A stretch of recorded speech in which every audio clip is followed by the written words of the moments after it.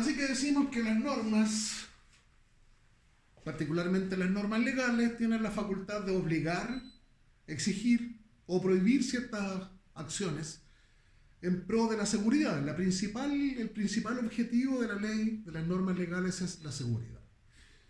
En cambio, el mercado no tiene esa cualidad de obligarnos, ¿cierto? Sino que más bien nos incentiva a buscar cómo me diferencio de la competencia para lograr la preferencia de los usuarios. Y estas son las guerras del mercado.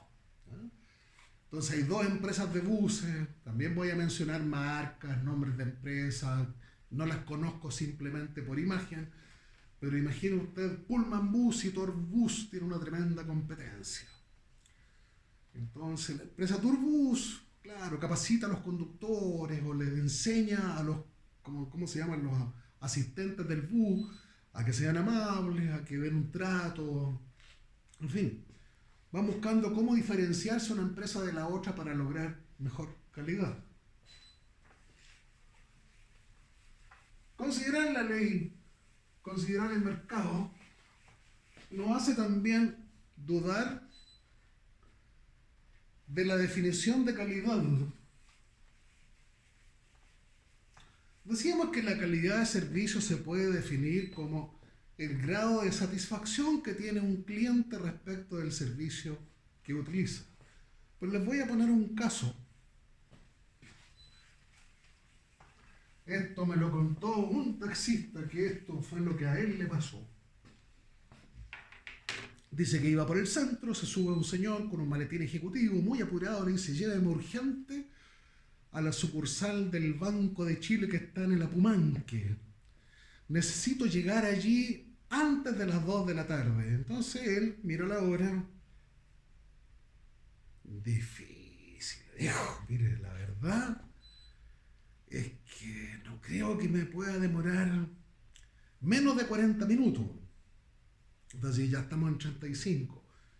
Y el pasajero saca de su billetera 2 billetes de 20.000 pesos, se los pone en la mano y le dice: tome, aquí tiene 40.000. Si llegamos antes de las 2, le doy 3 billetes más. El conductor contó que lo hizo. Es decir, se fue a una velocidad tremenda, hasta pasó luces rojas, discos pares. Hizo una serie de piruetas hasta lograr llegar al banco a la hora que el cliente le solicitaba. Cuando se bajó, el pasajero estaba muy contento y efectivamente le dio 60.000 pesos más. Nos encontramos con que hay un caso de que el usuario está muy satisfecho del servicio. Pero preguntémonos, ¿realmente fue buena la calidad del servicio? Definitivamente el conductor, con todas las maniobras que realizó, expuso seriamente la seguridad. Por lo tanto, en el caso de calidad de servicios del conductor profesional, la definición de calidad como grado de satisfacción que experimenta un usuario respecto al servicio de transporte, por ejemplo, está sujeto a muchas observaciones desde el punto de vista de la norma legal. En transporte de carga también podría eventualmente pasar lo mismo. Es decir, un señor con mucho apuro, un mandante que necesita que una determinada carga esté tal día, a tal hora, en tal lugar. Y ya falta tiempo para llegar. Claro, probablemente puede incentivar, solicitar, hasta exigir, en algunas situaciones, que el conductor transgreda algunas normas para poder lograr su objetivo. Y podríamos encontrarnos con un cliente satisfecho. Sin embargo, la calidad del servicio no es buena porque se está arriesgando lo más sagrado, que es la seguridad. Normas legales. El mercado. Y habría que nombrar también una tercera fuente que nos hace pensar en la calidad.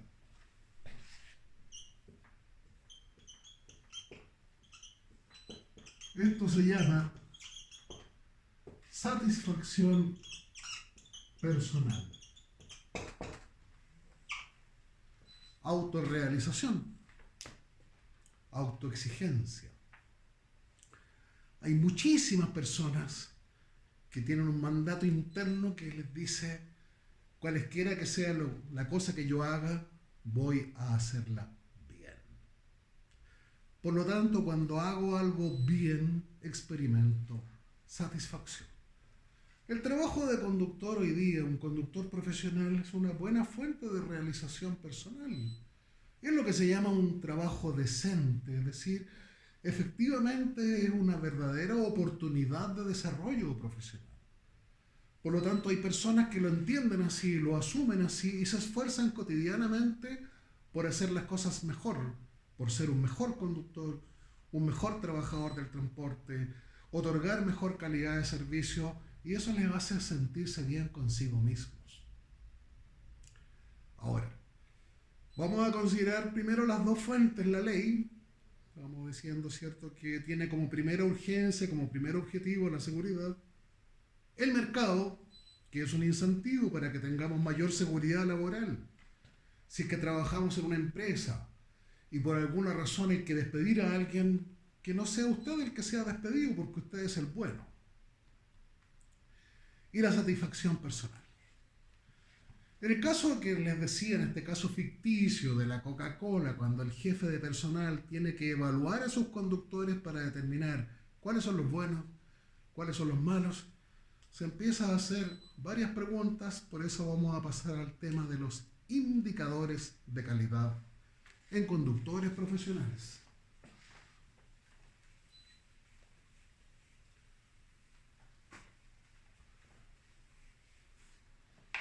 Suponga usted que hay una empresa de transportes donde trabajan muchos conductores y, como a veces pasa, ¿cierto?, dos conductores están pelando a un tercer conductor y dicen: oye, Pérez, qué malo que, ¿ah? Si yo fuera el jefe de personal, hoy hace rato que habría despedido a Pérez. En cambio, González, qué bueno que es en lo que hace. Te prometo que si yo tuviera mi propia empresa de transporte, lo primero que hago es que me robo a González para que trabaje conmigo.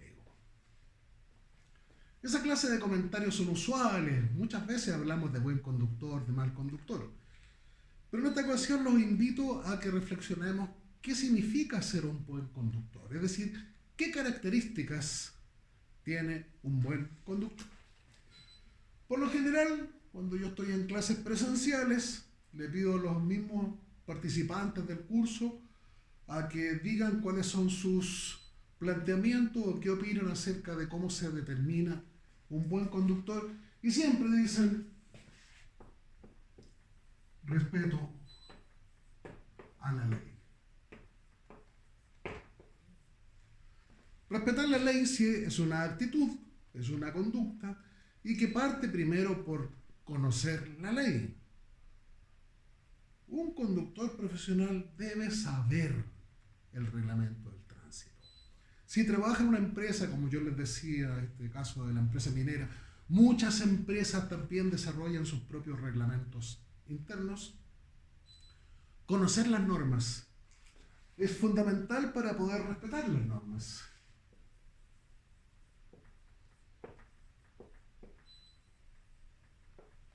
Es decir, conocer las normas es un trabajo de la teoría y observar las normas, respetar las normas, sería la práctica. Por esa razón, ¿cierto?, actualmente, por legislación, el conductor profesional debe aprobar un curso, y en el curso tiene que aprender con detalle, con exactitud, cuáles son las normas. Aquí tenemos un indicador. Muchas veces también en los cursos presenciales hablan de responsabilidad.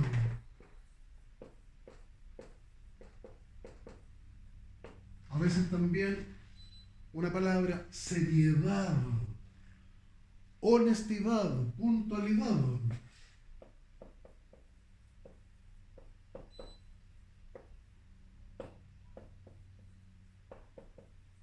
Aquí quedan anotados, ¿cierto?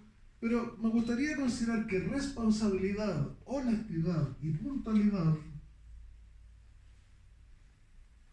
son indicadores universales de calidad de servicio. Es decir, cualquier persona realizando cualquier trabajo, el trabajo que sea, debe ser responsable, debe ser honesto, debe ser puntual.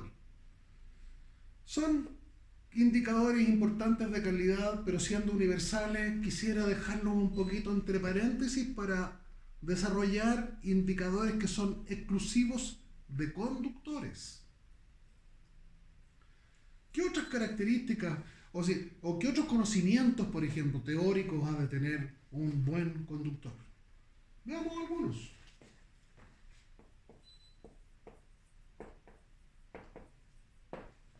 Mecánica, conocimientos de mecánica.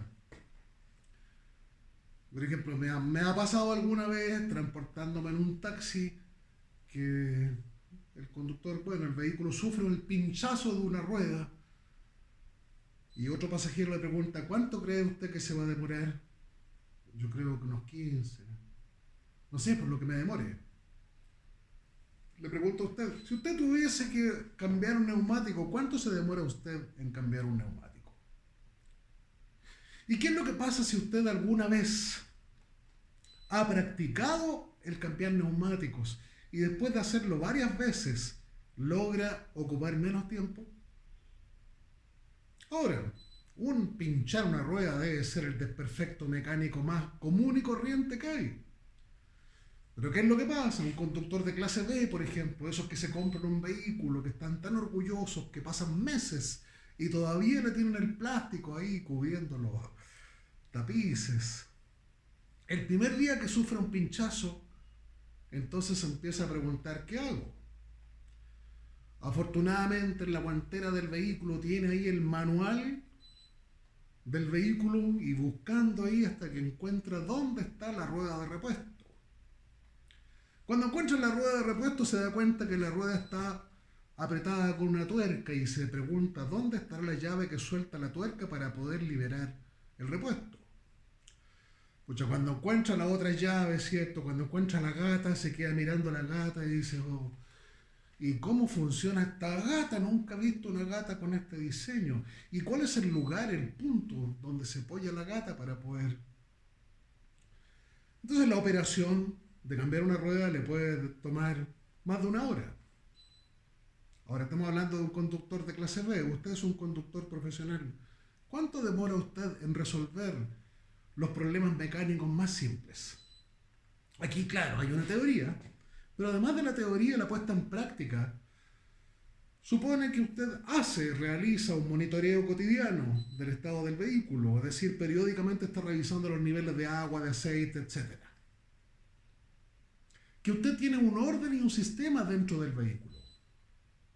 Esta pregunta de dónde habré dejado la llave es una pregunta que a un conductor profesional no le puede pasar. Es decir, estamos considerando que un conductor profesional tiene orden y administra muy bien el vehículo. Es decir, conoce el vehículo. Conoce su vehículo. Conoce particularmente el vehículo en el que él trabaja. Conocido anécdotas, por ejemplo, de un señor que se encuentra cesante, que tiene licencia, que conduce camiones y le piden entonces o lo contratan para trabajar en un camión que él no conoce.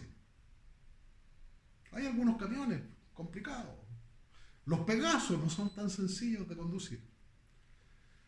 Y este señor entonces, y usted sabe cuándo es, por supuesto, y tiene los documentos, pero aquí la pregunta podría ser, ¿usted ha conducido este camión, este modelo de camión? Un conductor serio, responsable, como decíamos, honesto, responsable, diría, mire, la verdad es que yo he conducido Chevrolet, conducí un Ford de tal modelo, este vehículo yo no lo conozco, así que me gustaría tener la oportunidad de tomar ese vehículo, de llevarlo, a probarlo, que el conductor que lo tenía antes me pueda contar cuáles son los trucos, cuáles son las mañas que tiene el vehículo, qué características tiene. Tiene que familiarizarse con el vehículo con que trabaja. Debe saber exactamente dónde está cada cosa dentro del vehículo. ¿Dónde están, por ejemplo, a alguien se le quema una luz?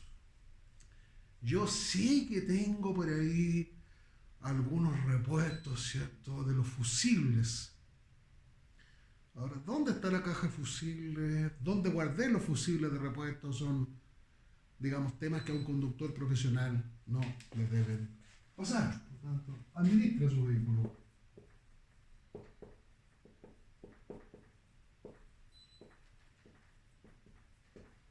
Tiene un orden, tiene un sistema para organizar los dispositivos, los elementos del vehículo. Ahora, sabe resolver temas básicos y simples de mantención. Ya se acabaron un poco los tiempos de los mecánicos a la antigua. Un mecánico antiguo era de esos que desarmaban, ¿cierto? Soldaban, enderezaban, pulían, reparaban. Hoy día ese tipo de reparaciones prácticamente no se hacen. Usted tiene un vehículo de una marca y cuando tiene un desperfecto lo lleva, ¿cierto?, al taller que es propio de la marca, donde pone un computador a conversar con el computador del vehículo, se determina cuál es la pieza defectuosa y lo que hace el mecánico ahora es retira una pieza y pone otra, es decir, es casi un reemplazador de piezas, no es un mecánico como se conocían en los años 50, los años 60. Usted no tiene por qué tener ese aparato, el escáner y tanta sofisticación, ¿ah? Pero sí por lo menos puede saber resolver la mayor cantidad de los problemas cotidianos de mantención que requiere su vehículo. Volvamos a las pistas, salgamos del taller. Otro conocimiento propio del conductor profesional es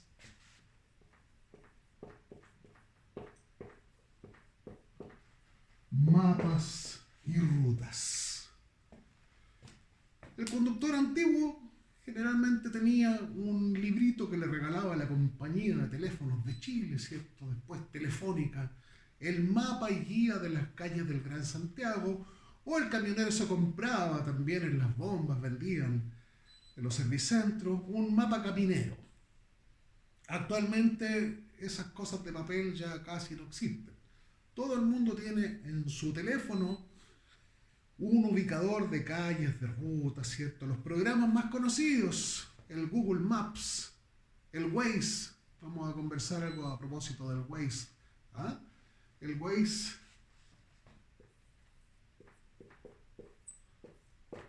se escribe así, pero es una deformación de la palabra Waze en inglés, de los caminos.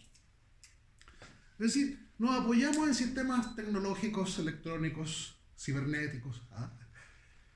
Un GPS, ahora casi nadie tampoco se compra un GPS porque el teléfono celular, un smartphone, un teléfono inteligente, cuenta con esa clase de aplicaciones. Pues si vamos a conversar de las aplicaciones, nadie hace un curso, ni siquiera en una escuela de conductores, se le enseña cómo utilizar apropiadamente el Google Maps, por ejemplo, que es uno de los más populares.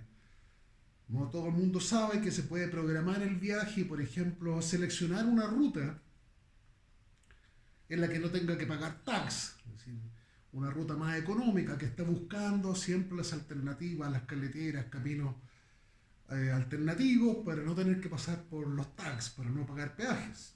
Es decir, puede programar una ruta más económica o bien puede programar la ruta más rápida. Uno de los regalos que hizo el Google Maps, por ejemplo, ya que había tantos niños, tantos jóvenes trabajando en bicicletas para repartir pizzas, por ejemplo, y cuando no conocía la dirección ponía en el Google Maps y de repente por una parte tenía que andar en autopista. En bicicleta no se puede andar en autopista porque es un riesgo para la seguridad, además que está prohibido. Ahora el Google Maps también se puede apretar la opción bicicleta y le busca cuál es el recorrido más apropiado para andar en bicicleta. Es decir, con la tecnología primero hay que aprender a usarla para sacarle todo el partido que tiene. Por otra parte, la tecnología también tiene sus normas de seguridad. Hace poco tiempo, por ejemplo, se aceptó finalmente el uso del kit de manos libres para utilizar el teléfono celular. La norma es no hablar por teléfono, es decir, no manipular el aparato mientras se conduce. Pero con la utilidad que puede tener una cosa como el Google Maps, esta española que nos dice constantemente en 500 metros, toma la pista derecha y en 300 metros, dobla hacia la derecha, etc. Claro que es útil, pero también hay que observarlo con normas de seguridad. Es decir, cuando alguien necesita programar un viaje, se tiene que detener en un lugar que sea apropiado, ¿cierto? Donde sea legal detenerse, programar su viaje y luego continuar con un kit de manos libres. No hablar por teléfono. Este uso del aparatito, fíjese que es un tremendo, tremendo distractor durante la conducción. No puedo entender cómo hay gente que va, por ejemplo, conversando por WhatsApp mientras conduce. Y más encima, cuando escribe en el WhatsApp, escribe con las teclas y no sabe que hay un micrófono, por ejemplo, que se aprieta y dice, oye, peladito, estoy atrasado, voy a llegar en 20 minutos. Y no tiene que escribir. Es decir, el uso eficiente de la tecnología informática de las comunicaciones. Vamos a poner la sigla TIC, tecnología informática de las comunicaciones. Saber usarla, saber sacarle provecho, hacerlo con seguridad. Y como le decía, a propósito del Waze, no deja de manifestar algunos dilemas éticos. El sistema, por ejemplo, de mapas de orientación, Waze, fíjese que indicaba cuándo había carabineros haciendo controles. Éticamente, ¿necesita un conductor profesional que le avisen que están los carabineros controlando? Gran novedad del Waze, se retiró, se eliminó esa parte de la aplicación porque se prestaba, ¿cierto?, para que gente pudiese conducir a la velocidad que se le ocurriera, porque sabía que si lo iban a controlar la velocidad, el teléfono le iba a avisar antes. Esto de la tecnología siempre va a tener, la tecnología ya tiene un desarrollo imparable y seguramente va a seguir haciéndose cada vez más complicado. Cuando Carabineros de Chile hizo una inversión, por ejemplo, para tener las primeras pistolas de radar, alguien inventó un dispositivo. Muchos conductores tomaban este dispositivo que se ponía sobre el torpeo, ¿cierto? Se enchufaba en el enchufe del encendedor y el dispositivo avisaba cuando lo estaban pistoleando, decía, cuando le estaban controlando la velocidad. Bueno, esto, imagínense, Carabineros hace una inversión para comprar estos detectores de velocidad y la tecnología brinda una manera para burlar esa tecnología. Y claro, alguien, otro genio de la computación, de la informática, de la electrónica y las comunicaciones, puede descubrir otro aparato, perdón,